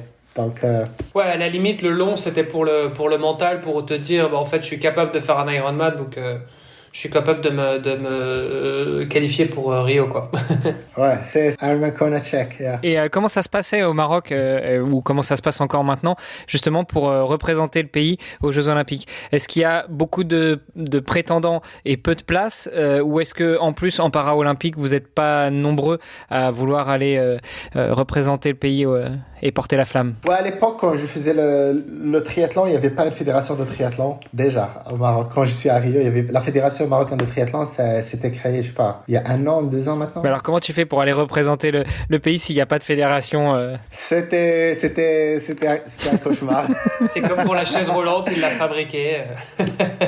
Donc c'est toi le président de la fédération marocaine de triathlon, c'est ça? Ouais, donc je faisais tout moi-même. Il fallait que je m'enregistre, il fallait tout ça. Donc comment ça se passait à l'époque? Donc il y avait la fédération handisport, qui n'avait pas le triathlon, il n'y avait pas d'accréditation avec l'ITU. Donc, c'est une fédération de sport, mais comme il n'y avait pas de triathlète avant, ils n'étaient pas encore en contact avec l'ITU. Mais il y avait une fédération qui s'appelle la Fédération Sport pour tous, qui a pris le triathlon. C'était eux qui étaient en contact avec l'Union internationale. Donc, moi, j'étais en handisport. Et la Fédération des sports t'a dit, on n'a pas de triathlon. Et la Fédération Sport pour tous, on n'a pas handisport. Donc j'étais entre les deux. Il n'y a personne qui voulait prendre la responsabilité. La Fédération Sport pour tous, elle va m'enregistrer pour les événements parce que l'organisation officielle au Maroc, elle m'enregistre dans les événements que j'avais besoin. Mais le reste, c'était moi, c'est que je fais tout seul, quoi. Je vais aller aux championnats du monde, même aux Jeux de Rio, je vais aller au briefing, je vais aller au... C'était one-man show, quoi. Attends, et ça s'est passé comment? Est-ce que tu avais un coach aussi, à ce moment-là? T'es quand même pas allé J'avais un coach. Rio sans coach. Ouais, Ok. Ouais, j'avais un coach, mais c'était moi responsable de tout ça, la logistique. D'accord, ok. Donc, t'avais pas de coach, manager, les stages. etc. Ouais, d'accord, ok. Non, c'est vrai. Ouais, et comment ça s'est passé alors ces Jeux à Rio? C'était magnifique. Donc, en 2014, il y avait un club qui s'est créé, ça s'appelle Alameda. C'est un club de triathlon pour encourager le triathlon au monde arabe. C'était créé par deux gars de l'Égypte qui ont créé ce club. Ils veulent promouvoir le triathlon au monde arabe.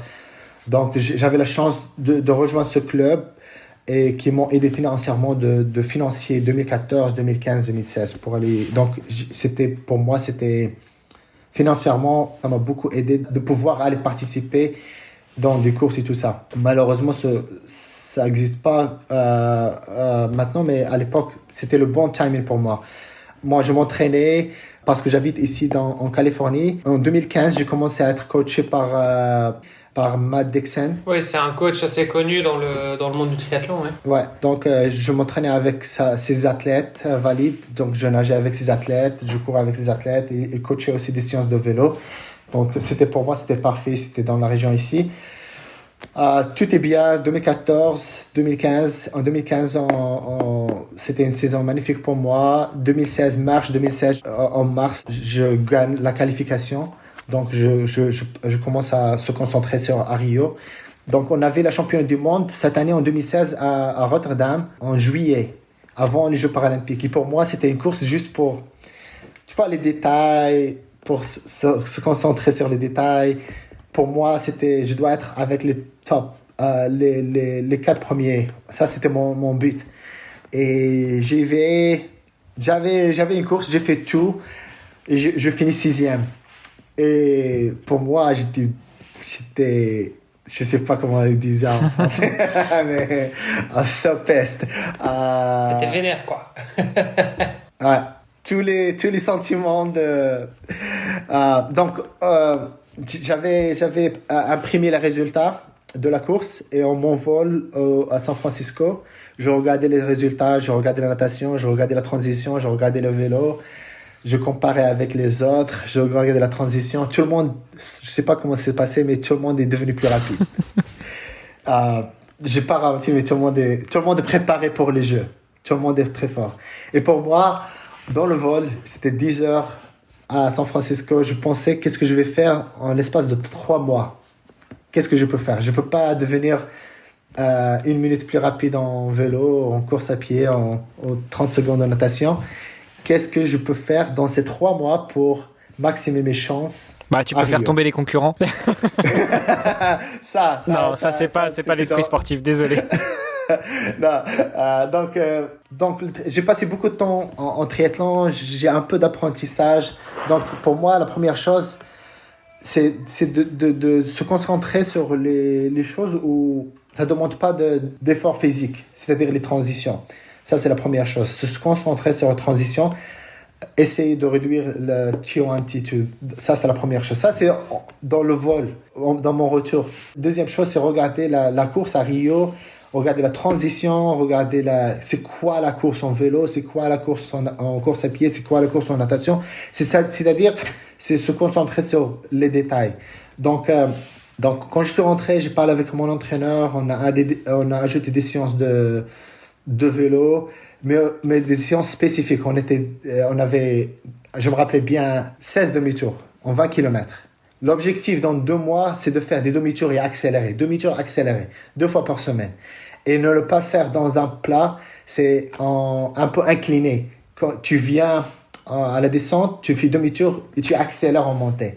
Donc, juste faire ça 2 fois par semaine et c'est comme un entraînement. Juste pratiquer de demi-tour, mais aussi l'accélération, cette accélération, parce que tu ralentis, tu dois accélérer. Ça, c'est la première chose. Deuxième chose, c'est la transition. Swim exit to the T1. C'est quoi la distance? J'ai mesuré la distance. C'est rapide avec les béquilles ou avec une prothèse pour courir de swim exit à la transition. Donc, j'ai mesuré les deux. Je suis allé à la piscine. J'ai pratiqué les deux. J'ai comparé le temps, c'est quoi le plus rapide, c'est quoi le plus pratique pour cette course. Et beaucoup de détails pour Rio. Et aussi, La troisième chose, c'est la Copacabana, c'était 3 heures de route de village olympique. Donc pour moi, parce que j'étais tout seul, j'ai fait ce que j'ai fait. J'ai pris un hôtel à Copacabana, aucune nuit au village olympique. Je suis allé directement à la course et j'ai regardé la course chaque jour. À l'époque, il y a tout le monde qui avait peur de nager parce qu'il disait que la qualité de l'eau est pas aussi bonne. Il y a des gens qui tombaient malades et tout ça. Moi, je regardais du balcon de l'hôtel, je voyais tout le monde nager. Chaque jour, je vais à nager. Parce que quand je regardais les Jeux Olympiques, la course des hommes, je voyais, je ne sais pas si vous vous rappelez, si vous regardez la course, à la sortie de l'eau, parce qu'il y avait des vagues, il y avait des athlètes qui savaient surfer la vague, qui ont pris avantage. Et je regardais ça, et moi, pendant cette semaine, je pratiquais que ça aussi. Pour moi, c'était un mode Rio, mode game. C'est juste les détails en addition de mes entraînements. D'ailleurs, quand je suis allé à Rio, quand je pratiquais la natation, j'ai perdu mes lunettes de natation 2 fois. Il fallait que j'allais acheter une paire de lunettes pour la course.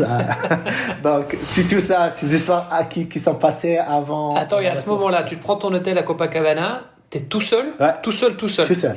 Pas ton épouse, pas des amis, pas le coach, tout seul. Tout seul. À l'époque, il y avait, je ne sais pas si vous vous rappelez, il y avait le Zika virus. Oui. Donc, ma femme ne voulait pas prendre de risque. Donc, j'étais tout seul. C'était bien. C'est dingue parce que souvent, tu sais, quand on s'imagine les Jeux olympiques ou paralympiques, on imagine qu'en fait, tu as une équipe de 200 personnes derrière et en fait, non, tu as plein de merde qui arrive et voilà, on en parlait encore avec Valentin Lacroix cet été, qui était nutritionniste et qui accompagnait l'équipe de cyclisme sur route à Tokyo, et il disait en fait nous on loge dans un Airbnb, les courses c'est moi qui dois aller les faire, je dois aller je dois m'occuper de trouver les aliments et tout, tu vois, alors que ouais, c'est plein de petits détails comme ça et on se rend pas compte en fait. Ouais, c'est des leçons qu'on apprend quand on fait ça, parce que il faut s'adapter. Il faut s'adapter parce que le but c'est de performer, donc tous les obstacles, et on doit trouver des solutions. On n'est pas ici pour le tourisme, on n'est pas ici pour se chuchoter. Tu vois, s'il y a les spécialistes autour de toi, les experts, c'est bien, c'est super bien, ça aide beaucoup. Mais si tu n'as pas, tu dois être tu te démerdes, ton spécialiste. Ouais, tu te démerdes. Moi d'ailleurs, mon ami Patrice de Casablanca, je voulais venir et elle voulait venir pour m'aider parce qu'il travaillait son vol. Elle est arrivée à Rio le jour de la course et elle est arrivée à la course pendant que je faisais le vélo. Donc ça, c'est le seul ami que j'ai. Donc moi, je me rappelais bien à Rio, fallait faire tout parce que j'étais séparé de la délégation marocaine, j'étais tout seul à Copacabana, donc je fais tout moi-même. Je me rappelais bien aller à la zone avant de la course avec mon vélo, le home trainer, everything, my legs, everything myself. Going through the security. Donc, mais c'était une belle expérience. Et tu as décidé de faire ça parce que c'était vraiment stratégique, quoi. Tu t'es dit, j'ai intérêt à m'acclimater, entre guillemets, aller tester l'eau, j'ai envie d'être sur le lieu même, quoi. Ouais. Je pense aussi de voir la course chaque jour, ça t'aide. Tu n'es pas surpris le jour de la course, parce que les Jeux paralympiques, ça passe une fois tous les 4 ans. Ça y a un peu le choc, tu n'as pas accès à la venue. Donc, pour moi, chaque jour, je suis là, je voyais la ligne d'arrivée. Je voyais la ligne d'arrivée. Chaque jour, je nageais dans le même lot, je fais la même course chaque jour pendant une semaine. Ça m'a beaucoup aidé le jour de la course. Au niveau de la visualisation aussi, j'imagine, au niveau du mental, c'est quelque chose qui doit aider pas mal. Et à ce moment-là, toi, tu étais triathlète pro, c'est-à-dire que tu gagnais ta vie avec ça ou tu bossais encore à côté? En paratriathlon, c'est rare de trouver quelqu'un qui gagne sa vie en parasport, en handisport. C'est très rare. Donc, c'est des sacrés. Ma femme, c'est elle qui travaillait pour notre famille. J'avais le club qui m'a aidé pour payer pour les événements, pour le vol et tout ça. Donc, c'est juste on bricolait pour faire tout ça marcher. Bon, et puis, cette course alors, T'as fait, donc 3 mois avant, tu fais le test event, tu te rends compte que tu as des choses à ajuster, tu réfléchis, tu ajustes, jusqu'au moment, comme tu dis, où tu arrives à Copacabana une semaine avant pour t'acclimater, pour vivre dans l'esprit, dans l'ambiance, et la course. Comment se passe la course? Comment se passe la natation? Comment se passe le vélo? Comment se passe la course à pied? Je me rappelais bien que le jour, pas le jour, l'échauffement, on se préparait, on marchait on se préparait pour aller à la ligne de départ. Et moi, je souriais, je prenais des photos, j'étais très calme, j'étais très heureux. J'ai vraiment, il n'y avait aucun stress, zéro. On se positionne, on commence la natation, je regarde, je sais aussi c'est tous les entraînements qui me reviennent. Mais il y a un moment en natation qui a cliqué. Il y a un Français qui s'appelle Stéphane Baillet. C'est un monstre. C'est un monstre en vélo. D'ailleurs, c'est lui qui m'a... Parce qu'avant, j'ai utilisé une prothèse de course à pied, une prothèse pour le vélo. Et lui, il m'a dit, débarrasse-toi de ça, utilise une seule jambe. Pour nous, amputé fémoral, une seule jambe, c'est plus rapide qu'une prothèse. Et ça m'a pris 3 ans avant d'adopter. Et puis, tous les athlètes maintenant, ils pédalent avec une seule jambe. C'est plus rapide pour nous. Quand il y a une amputé fémorale, c'est pas la peine d'avoir une prothèse. Donc, Stéphane Baillet, c'est un monstre. Il est trop fort. Et souvent, dans toutes les courses que j'ai fait avec lui, il finit avant moi en natation. Et à Rio, je sais pas, 200 mètres de la sortie, de la fin de natation, je suis à côté de Stéphane Baillet. J'étais surpris de le voir à côté de moi. Et j'ai dit, this is my day. I said like this. I said, this is my day. It's just like, that's it. C'est mon jour. Donc, j'ai resté avec lui jusqu'à la sortie où il y a les vagues. Et j'ai pris la vague. Et d'ailleurs, il y a une photo à la sortie. Tu le vois, on sortait à presque pas loin. Mais j'ai pratiqué la transition comme boire un verre d'eau. La transition, c'était très rapide. Je pense que c'était le plus rapide ce jour-là. Et puis, j'ai commencé le vélo. Je sais que Stéphane, il est très fort en vélo. Et j'ai dit, ne le laisse pas passer. Au moins la première moitié, le premier 10 km, ne le laisse pas. Et ma stratégie, c'est les demi-tours. C'est accélérer, à chaque fois accélérer. Parce que j'ai beaucoup pratiqué ça. C'était ça ma stratégie. Donc, finalement, Stéphane Baillet me passe. Mais c'était à la moitié presque. C'était comme j'ai planifié. C'était pas planifié tout ça. Donc, après, il y avait un autre, le gars qui a gagné la médaille d'or, c'est de l'Angleterre, il s'appelle Lewis. Donc, j'ai dit, je vais pas laisser Lewis me passer maintenant. C'est encore ça revient à ces petits objectifs durant la course qui me fait motiver, qui me fait pousser. Donc, j'ai continué 16 laps. J'ai pas laissé le gars from Angleterre et le gars des États-Unis de me passer en vélo. Pour moi, mon but, c'est à la fin de vélo, c'est de rattraper Stéphane Baillet parce que je sais qu'il est pas loin. Donc, une transition rapide. Je commence en transition. Je sais que le gars from l'Angleterre, il est pas loin de chez moi. Il va me passer parce que c'est un coureur qui est très fort. Je sais, et on savait que c'est lui qui a le plus de chance de gagner. Donc, pour moi, la stratégie qui m'est arrivée, c'est que je vais courir avec ce gars-là de l'Angleterre parce qu'il est très rapide. Il va me ramener à Stéphane Baillet. C'est la dernière chose à faire dans cette course. Si je fais ça, je vais avoir au podium. Et exactement. Il y a une photo de ça sur Internet. J'ai essayé de rester avec lui. J'ai souffert, quoi. Cette 2 km, je sais pas, de course à pied. Une fois, je vois Stéphane Baillet, je relâche. Parce que je pouvais pas. Donc, et puis, ça m'a pris, je sais pas combien de temps pour passer Stéphane Baillet et puis finir en bronze. Donc, en l'espace de 3 mois, de passer de 6e au 3e avec les mêmes gars, pour moi, c'est le plus heureux du monde, quoi. Et du coup, après Rio, qu'est-ce qui te vient en tête? Après Rio, le plan, c'était d'arrêter et se concentrer parce que j'ai une famille. À l'époque, j'avais 2 enfants.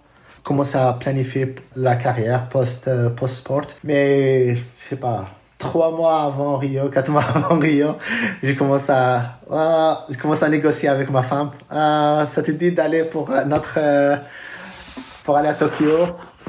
Donc, à l'époque, je connais presque toute l'équipe des États-Unis. Je connais le manager et je connais tout ça. J'ai dit, tu sais, j'ai fait une Jeux paralympiques avec le Maroc. Maintenant, je vais faire une autre avec les États-Unis. En 2017, avec ma femme, on a déménagé de Californie à Colorado Springs parce qu'il y avait le centre d'entraînement, le centre olympique, paralympique à Colorado Springs.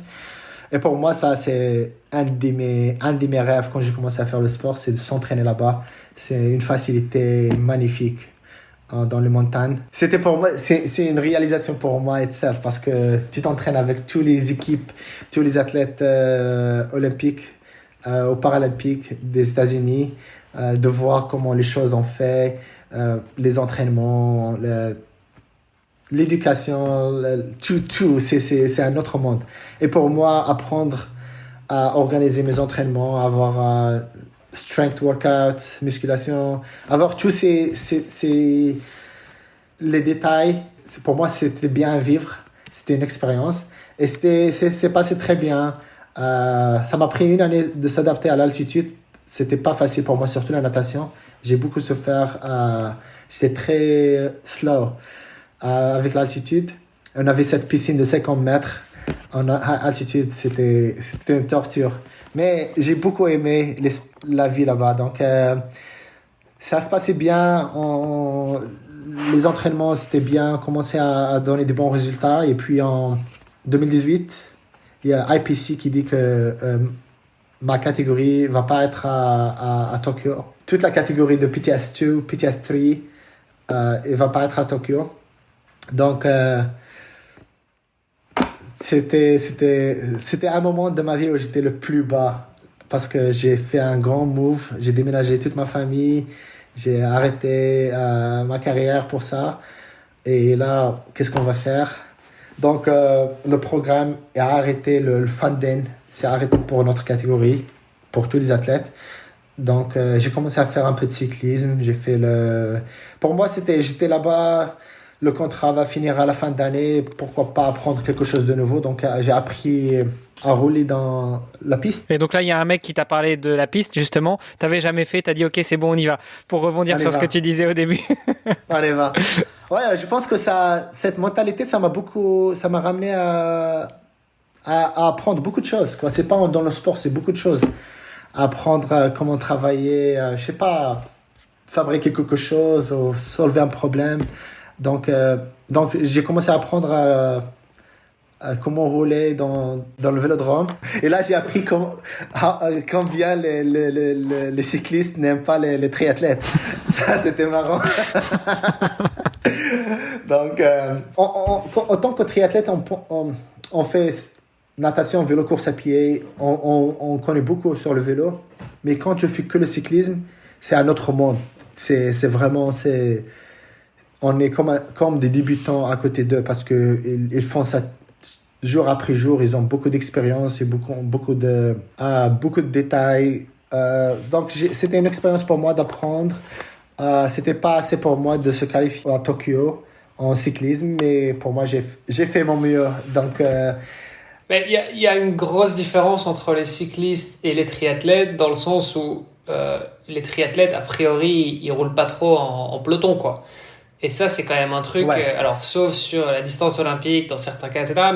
Mais je veux dire, et même, c'est pas pareil, c'est pas du peloton où on fait des relais, où on est vraiment en équipe. Enfin, tu vois, je veux dire, c'est pas la même chose, quoi. Donc, les cyclistes, en général, ils ont tendance à dire que, ouais, les triathlètes, ils font chier parce qu'ils savent pas rouler, dans le sens où ils savent pas rouler en peloton, quoi. Exactement. mais les triathlètes, ils sont très forts, quoi. Si tu le mets en ligne droite. Ah oui, ils sont très forts, mais il faut faire un peu la part des choses parce qu'il y a quand même beaucoup de triathlètes qui viennent du monde du cyclisme aussi, etc. Donc, Donc c'est pas tous les triathlètes, mais c'est vrai que le triathlète qui a appris à rouler à vélo dans le cadre du triathlon exclusivement, c'est vrai qu'en général, il manque un peu de technique, il manque de les codes, quoi.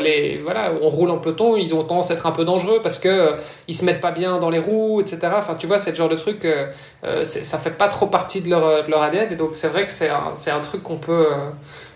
J'ai appris ça la façon difficile, quoi.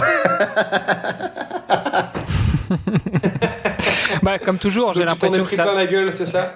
J'ai l'impression que ça n'a pas été très linéaire tout ton apprentissage. T'as tout pris en prenant des portes, non? Mais c'est bien. J'ai beaucoup aimé. C'est une belle expérience. C'est une belle expérience. Bon, et maintenant, du coup, toujours sur le vélo, toujours sur le triathlon. Il faudrait pas qu'un mec te parle de trail parce que là, tu risquerais de dire OK, c'est bon, j'y vais. Parce que, en fait, c'est une discussion qui se passe en ce moment avec USA Triathlon. J'ai appris un travail avec Visa il y a 3 mois. Donc, j'ai commencé à travailler. C'est pour la première fois d'avoir. Avant, j'ai travaillé à mi-temps. J'avais beaucoup de flexibilité. Maintenant, c'est 8 à 5. C'est récent. Ça a commencé en septembre. C'est beaucoup de travail pour moi de rester assis pendant 8 heures par jour. Donc, il y a une chance de s'entraîner pour Paris en triathlon avec l'équipe des États-Unis. On essaie d'avoir une façon de s'adapter. J'ai 39 ans maintenant. J'ai pas beaucoup de sprint en nuit. J'ai beaucoup d'endurance, mais pas beaucoup de sprint. Donc, on essaie de trouver une façon de préparer pour Paris, mais intelligemment, en considération mon travail, aussi mon âge. Donc, c'est en préparation pour l'instant. Donc, ce sera la dernière fois. Pourquoi les États-Unis? Parce que moi, ça fait plus de 10 ans que j'habite ici, mais aussi j'aime beaucoup l'équipe ici. Le manager qui gère l'équipe des États-Unis, c'est une personne magnifique qui aime le sport et qui a envie de m'aider. Il a envie qu'on finisse cette journée qu'on a commencé en 2018. Donc, on va essayer de faire ça cette année, en 2024. J'ai beaucoup de compétitions. Il y a un nouveau Français qui s'appelle Jules. C'est un nouveau monstre. Elle est trop rapide. Il a gagné la championne du monde à Abu Dhabi, où j'ai fini dernier. Donc, j'ai beaucoup de travail à faire. Donc, on va savoir comment ça va se passer pendant les 3 prochaines années. En parallèle de ça, il y a avec deux amis. Un est double amputé et un il a une malformation de bras. On a commencé ce projet. C'est un projet qui va prendre, je sais pas, 10, 15 ans, je sais pas combien. C'est en fait de connecter le point le plus bas, le point le plus haut de chaque continent. Donc, par n'importe quel vélo, canot, hike, whatever. Donc, on a fait, juste avant le Covid commencer, on a fait South America. Donc, on a commencé de Patagonia en vélo. On a roulé je sais pas combien de kilomètres pendant 4 semaines. Patagonia all the way en Argentine. On a fait Aconcagua. On a monté Aconcagua. Donc, ça, c'est le lowest point, highest point in South America. Donc, on a North America, l'Europe, l'Afrique, l'Asie, pôle Sud. Donc, c'est un projet énorme. Le but, c'est le handisport, les personnes avec handicap, et elle vient après les personnes valides. Quand une personne valide fait quelque chose, on dit on va faire ça. C'est le premier handisport qui a fait ça. Mais nous, avec ce projet, c'est qu'on veut prendre les choses en main. On est les premières personnes qui ont fait ce projet-là. C'est jamais fait avant. Ça, c'est la première chose. La deuxième chose, c'est sensibiliser les gens sur l'handicap, sur le handisport. En France, aux États-Unis, l'handicap, c'est tout le monde. On ne sent pas qu'on est discriminé. Il y a des choses, mais c'est pas quelque chose qui va stopper, bloquer ta vie. Mais il y a des endroits où parfois, jusqu'à maintenant en Afrique, quand tu as un enfant avec handicap, t'es mieux que t'es parfois dans des petits villages, t'es exclu du village à cause de ton handicap. Ça, c'est un exemple, mais ici, à l'éducation, c'est un grand projet. On va avoir un crew qui va documenter tout ce projet. On va essayer d'avoir un documentaire sur chaque continent et aussi avoir des histoires. Moi, mon histoire, grâce au sport, j'ai pu changer ma vie et je pense qu'il y a beaucoup de gens quelques coins dans le monde qui ont besoin de cette histoire qui s'est passée avec moi et mon père, avec le champion paralympique de natation. On va montrer ça au niveau global pour beaucoup de gens là-bas. Donc, on va voir. Passer la bonne parole et inciter le maximum de gens qui sont justement victimes d'un handicap pour leur montrer que c'est pas la fin du monde et qu'on peut quand même y arriver. Ouais, exactement. Waouh, super projet. Et donc, du coup, t'inclus l'ascension de l'Everest là-dedans. Il y a l'Everest, c'est le dernier. J'ai pas envie, ma femme ne savent pas encore pas. J'ai pas envie. Je fais la même stratégie, c'est checkpoint by checkpoint. On commence par le plus facile. L'Everest, ça fait peur à ma femme. Donc on verra quand on arrive. Fais gaffe parce que si elle écoute le podcast, va falloir lui dire bientôt. on attend. Je dis que l'Everest, on pense à l'Everest quand on arrive là-bas. Donc ça va dans 10 ans peut-être l'Everest, mais l'année prochaine on essaie de faire l'Europe peut-être. On commence dans la Russie, on va aller jusqu'au Mont Blanc en France. Donc ça va prendre 5 semaines.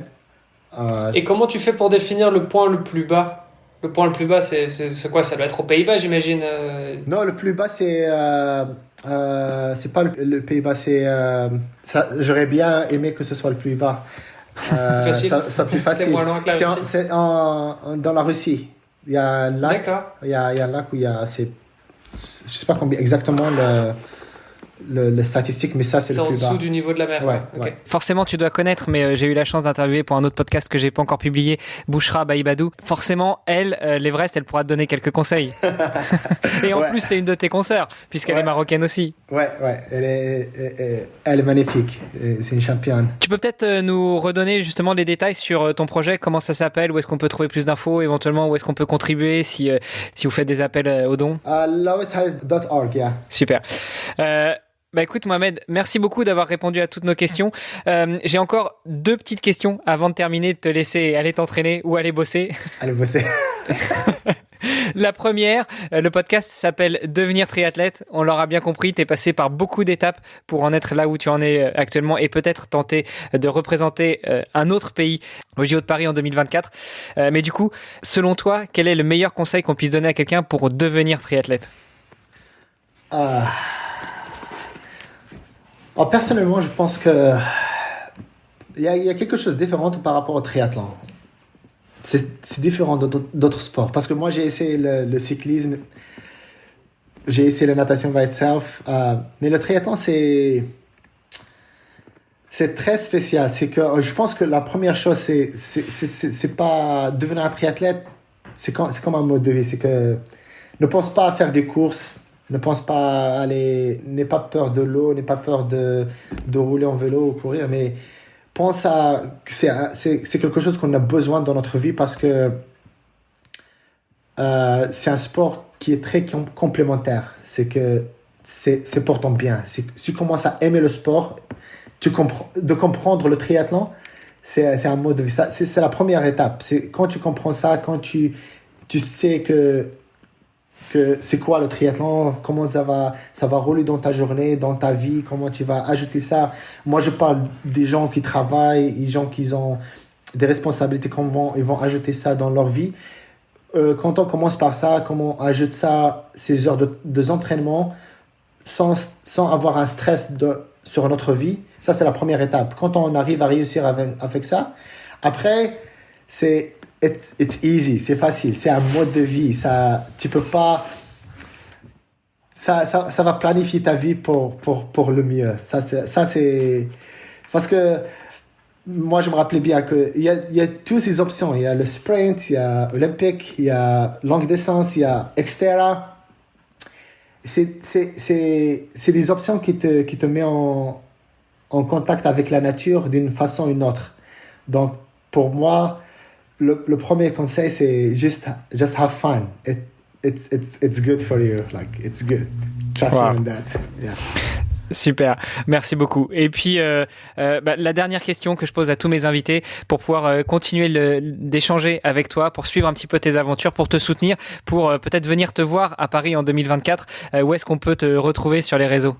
Non, je vais revenir d'abord sur un conseil sur devenir un triathlète. Il y a quelque chose qui m'est arrivé, surtout au début quand j'ai fait les Ironman, les longues distances. il y a toujours, quand tu sors de la natation, il y a beaucoup de gens, il y a l'adrénaline et tu commences le vélo très fort. Et après, je parle de longue distance. Après 5 km, tu chutes. Et c'est la même chose en course à pied. Il y a les gens qui t'applaudissent. Tu aimes beaucoup ça. Et en course à pied, tu commences très fort. Et après, tu chutes. Donc, en Ironman ou Half Ironman, just be yourself. Trust the pace. Pace yourself. Okay. Pace yourself. That's it. And you can finish Ironman. Pace yourself. That's the key. Cool. Ouais, je vois beaucoup de gens qui font cette erreur et ils finissent pas la distance. C'est juste à cause de ça, parce que ils commencent trop fort en vélo et en course à pied. Pace yourself from the beginning.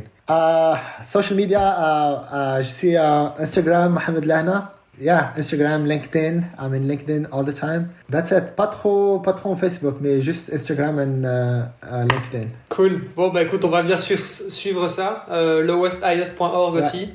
Tous tes prochains projets. C'était hyper cool en tout cas de t'écouter dans ça. Enfin, pour moi, ça m'a donné une grosse claque là et je me dis qu'il est temps que j'en fasse encore un peu plus parce que voilà, quand on t'entend, en tout cas, on n'a vraiment aucune excuse, quoi. Faut qu'on en fasse plus. Ça avait déjà bien commencé le No Excuse avec Philippe Martin qui a des semaines de 90 heures et le mec il trouve le temps de faire 41 Ironman. Donc finalement, Philippe nous a dit de venir de t'interviewer. Donc on continue bien avec toi. Peut-être que je pourrais rajouter une troisième question du coup pour qu'on continue dans cette série. Qui est-ce que tu nous conseillerais d'aller interviewer si on avait, si tu devais recommander un ou une triathlète ou un ou une sportive? Stéphane Baillet. Stéphane Baillet, c'est role model for me. C'est essayer de le battre. C'est lui qui m'a poussé de devenir un bon triathlète. C'est essayer de le battre. Et je pense que j'ai pas réussi une seule fois. C'était dans les Jeux paralympiques. Il m'a battu dans tous les événements de ITU pendant 4-5 ans. Donc ça marche. Bah Stéphane, si tu nous écoutes, voilà, t'es le bienvenu. Stéphane Baillet, c'est un gars magnifique, très fort. C'est un monstre. Ok, bah écoute, on relève le challenge. Si tu nous écoutes, Stéphane, contacte-nous. Et puis si c'est pas le cas, de toute façon, nous on viendra à toi et tu passeras aussi dans le podcast, j'espère. Ah super, génial. Bah écoute, merci encore Mohamed pour le temps qu'on a passé ensemble. Presque 2 heures d'épisode, c'était génial. Comme l'a dit Olivier, on a pris des claques. Maintenant, on n'a plus d'excuses. Donc, on te souhaite une bonne continuation, une bonne journée parce que pour toi, c'est le début de la journée.